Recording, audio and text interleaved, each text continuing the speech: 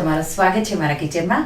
આજે આપણે બનાવીશું તહેવારો માટે 1 કિલો મકાઈના પૌવાનો ચેવડો, ચેવડાના મસાલા સાથે અને તેલ ઓછું રહે એ રીતે બનાવીશું। એકદમ ચટપટો ટેસ્ટી એવો બનશે। જો એકવાર આ રીતે બનાવશો તો બહારથી ક્યારેય નહીં લાવો એવો ટેસ્ટી લાગશે।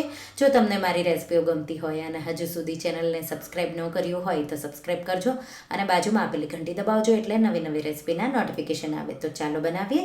તો એના માટેની સામગ્રીઓ જોઈ લઈશું। તો અહીંયા મેં પીળા મકાઈના પૌવા, તો આવા મેં એને ચાળી અને સાફ કરીને તૈયાર કરી લીધા છે। સાથે આપણે એમાં 50 ગ્રામ જેટલા ડાળિયા, મીઠા લીમડાના પાન 10 ગ્રામ જેટલા, 50થી 100 ગ્રામ જેટલા બદામ, 4થી 5 લીલા મરચાં, 50 ગ્રામથી 100 ગ્રામ જેટલા આપણે શીંગના દાણા અને 50 ગ્રામ જેટલા કાજુ અને 20થી 30 ગ્રામ જેટલા કોપરાના સ્લાઇસ।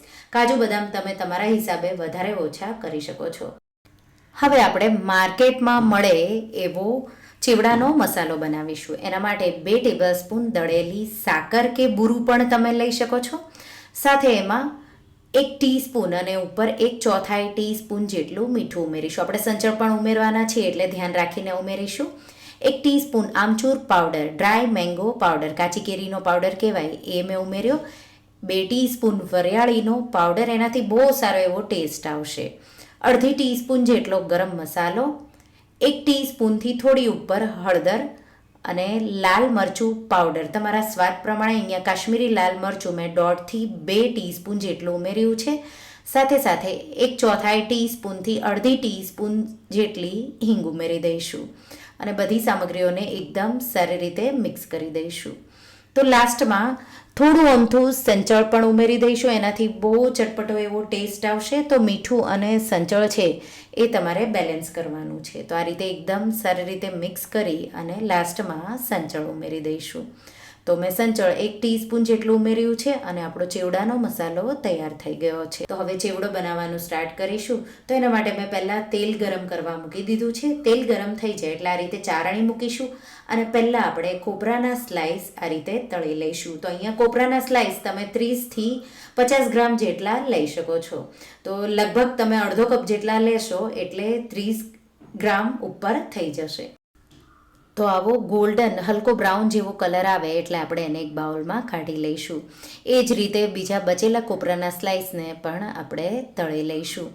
અહીંયા તમે સૂકી દ્રાક્ષ, જે કિશમિશ કહેવાય, એ પણ ઉમેરી શકો છો। મારા બાળકો નથી ખાતા એટલા માટે હું કિશમિશ ચેવડામાં નથી ઉમેરતી। તો આ રીતે કોપરાના સ્લાઇસ બ્રાઉન થાય એટલે એક બાઉલમાં, હવે આ જ બાઉલમાં આપણે બધી સામગ્રીઓ ઉમેરવાના છીએ। તો કોપરાના સ્લાઇસ કાઢી લીધા। હવે આપણે એમાં શીંગના દાણા, તો 50થી 70 ગ્રામ કે 100 ગ્રામ જેટલા તમને ભાવે એટલા, અને ક્રિસ્પી અને હલકો એનો કલર બદલાય ત્યાં સુધી આપણે એને તળી લેવાના છે। તો ગેસની ફ્લેમ થોડીવાર માટે મેં હાઈ કરી, થોડીવાર માટે મીડિયમ કરી અને આ બધી સામગ્રીઓને હું તળી રહી છું। તો આ રીતે શીંગના દાણા તળાઈ ગયા છે, આપણે એને કોપરાના સ્લાઇસ સાથે જ ઉમેરી દઈશું। હવે 50થી 70 ગ્રામ જેટલી બદામના આ રીતે વચ્ચેથી મેં 2 ભાગ કર્યા છે। આખી પણ બદામ તમે રાખી શકો। હલકો પિંક કલર વ્હાઇટ સાઈડ થાય ત્યાં સુધી આપણે એને તળીશું એટલે ક્રિસ્પી થઈ જશે। તો આ રીતે તમે જોઈ શકો છો ક્રિસ્પી થઈ ગયા છે। આ રીતે તેલ એકદમ નિતારી દઈશું। આ રીતે ચારણી મૂકશો એટલે તેલ બિલકુલ એમાં નહીં રહે અને એને પણ શીંગ અને કોપરાના સ્લાઇસ સાથે ઉમેરી દઈશું। હવે કાજુ 50થી 70 ગ્રામ જેટલા, એને પણ ક્રિસ્પી થાય, હલકો ગોલ્ડન કલર બદલાય ત્યાં સુધી તળી લઈશું।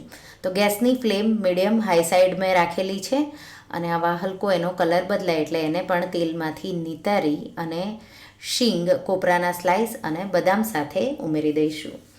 તો આ રીતે બધી સામગ્રીઓ તમારે 50થી 70 ગ્રામ કે 100 ગ્રામ સુધી તમે તમારા ઘરમાં જે રીતે ખવાતી હોય એ રીતે એડજસ્ટ કરી શકો છો। તો આ રીતે ડાળિયા પણ હલકા ગોલ્ડન જેવો કલર અને એકદમ ક્રિસ્પી થઈ ગયા છે। એને પણ તેલમાંથી એકદમ સારી રીતે નિતારી અને બાઉલમાં બધી સામગ્રીઓ સાથે ઉમેરી દઈશું। આ રીતે બધી સામગ્રીઓ ગરમ ગરમ હોય ત્યારે એના પર જે મસાલો આપણે બનાવ્યો છે એ છાંટી દઈશું। તો લગભગ આપણે 2થી 3 ટીસ્પૂન જેટલો મસાલો આ રીતે છાંટી અને કોટ કરી લઈશું। તો સારો એવો કલર આવવો જોઈએ, તો તમને જરૂર લાગે તો વધારે પણ ઉમેરી શકો છો। એ જ તેલમાં 7થી 8 લીલા મરચાંના વચ્ચેથી 2 ભાગ કરી અને એને ક્રિસ્પી થાય ત્યાં સુધી તળી લઈશું. તો લગભગ એને તળાતા 1 મિનિટ જેવું લાગશે અને ત્યાં સુધીમાં એકદમ ક્રિસ્પી થઈ જશે. એને પણ બધી સામગ્રીઓ સાથે ઉમેરી દઈશું. અને લાસ્ટમાં આપણે લગભગ 10થી 20 ગ્રામ જેટલા મીઠા લીમડાના પાન ગેસની ફ્લેમ હાઈ કરી અને ક્રિસ્પી થાય ત્યાં સુધી મીઠા લીમડાના પાનને તળી લઈશું. તો અહીંયા લીલા મરચાં અને મીઠા લીમડાના પાન તળો ત્યારે એકદમ ક્રિસ્પી થઈ જાય એ ખાસ ધ્યાન રાખવાનું. તો 1 મિનિટ જેવું એને લાગશે. એને પણ બધી સામગ્રીઓ સાથે ઉમેરી દઈશું. હવે આપણે મકાઈના પૌવા, તો તેલ છે એ ગરમ થયેલું જ હતું, તો મીડિયમ હાઈ ફ્લેમ કરીશું. થોડી હાઈ સાઈડ ફ્લેમ રાખવાની. તેલ ઓછું ગરમ હશે તો મકાઈના પૌવા તમારા બરાબર સોફ્ટ નહીં થાય, એના જગ્યાએ થોડા ચવડ જેવા થઈ જશે. તો આ રીતે મકાઈના પૌવા ઉમેરીશું અને આ રીતે ફૂલી જશે, તરત જ એકદમ ફૂલી જશે. અને મેં અહીંયા ચારણો લીધો છે અને એના નીચે એક પ્લેટ મૂકી છે, એમાં આપણે આ બધા મકાઈના પૌવા તળીને ઉમેરી દઈશું. તો આ રીતે તમે ચારણો રાખશો અને નીચે પ્લેટ મૂકશો એટલે તેલ બધું જ નીતરી જશે અને તમારા ચેવડામાં તેલ બિલકુલ નહીં રહે. તો આ રીતે તળી અને હું સાઈડમાં મેં ચારણો અને પ્લેટ મૂક્યા છે, તો આ રીતે હું એમાં ઉમેરતી જઈશ. જ્યારે પૌવા ગરમ ગરમ હોય ત્યારે આપણે જે ચેવડાનો મસાલો બનાવ્યો છે એ ઉમેરીશું. તો પહેલાં નટ્સ હતા એમાં મેં 2 થી 3 ટીસ્પૂન જેટલો ઉમેર્યો અને હવે આ રીતે પૌવામાં ઉમેરી દઈશું અને મિક્સ કરી દઈશું. તો આ રીતે મેં બધા પૌવા તળી લીધા 500 ગ્રામ જેટલા અને એમાં આ રીતે ઉપર મસાલો ઉમેરી અને એકદમ સારી રીતે મિક્સ કરી દીધું. તો બધો જ ચેવડાનો મસાલો તમારે વાપરી લેવાનો છે. તેલ નીચે તમે જોઈ શકો છો બહુ જ ઓછું નીકળ્યું છે. અને હવે જે આપણે નટ્સ બધા સાતળીને બીજા બાઉલમાં રાખ્યા હતા એ પણ ઉમેરી દઈશું. અહીંયા જો તમને લાગે કે તેલ નટ્સમાં આ જે શિંગદાણા, કાજુ, બદામ અને સાતળિયા એમાં વધારે લાગતું હોય તો કિચન પેપર પર થોડી વાર તમારે આ બધી સામગ્રીઓને મૂકી દેવાની, એટલે એમાં પણ બિલકુલ તેલ નહીં રહે.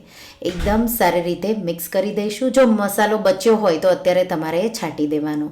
તો આપણો 1 કિલો જેટલો મકાઈના પૌવાનો ચેવડો બનીને તૈયાર થઈ ગયો છે. એકદમ સિમ્પલ એવો છે. માત્ર સામગ્રીઓ તમારે બધી ધ્યાન રાખીને ઉમેરી દો તો બહાર કરતાં પણ ટેસ્ટી અને સરળ રીતે અને ઘરના તેલમાં, તમે ચોખ્ખા તેલમાં બનાવી અને મહિના સુધી આ ચેવડો ખાઈ શકો છો. તો જો મકાઈનો ચેવડો આ રીતે તમે ક્યારેય ન બનાવ્યો હોય તો રેસીપી એકવાર જરૂરથી ટ્રાય કરજો અને મને કહેજો કે તમને આ એકદમ માર્કેટ જેવા મકાઈના ચેવડાની રેસીપી કેવી લાગી. તો તમને આ રેસીપી કેવી લાગી મને કમેન્ટમાં જરૂરથી જણાવજો. અને જો રેસીપી ગમી હોય તો વિડીયોને લાઈક કરજો, શેર કરજો અને મારા ચેનલને સબસ્ક્રાઈબ કરજો. અને આવી જ નવી રેસીપીઓ માટે તમે બેલ આઇકન બટનને પ્રેસ કરજો. Thank you for watching.